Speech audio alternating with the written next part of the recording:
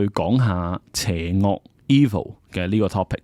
但係我認為呢個 topic 係好緊要，因為喺社會啦，特別喺心理學呢個範疇度咧，其實好多人對於邪惡乜嘢係 evil 呢個 topic 係好陌生啊。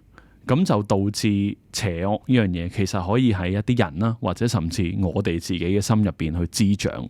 而當自己或者其他人邪惡嘅面向出到嚟嘅時候咧，我哋甚至唔知點樣去應對佢。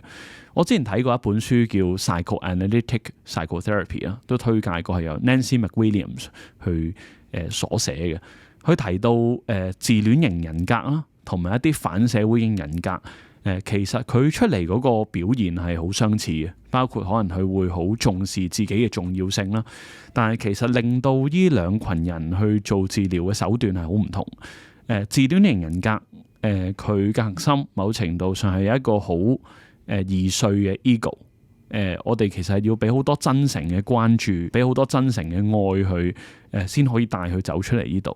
但係如果你將同一個舉動咧，放落去反社會嘅人格，亦即係真係比較接近邪惡，而其實反而係會俾佢利用得遍體鱗傷啊！呢樣嘢唔係淨係喺治療嘅 context 嗰度出現，就係我哋點樣去區分受傷嘅 ego 同埋一個邪惡嘅 ego 咧？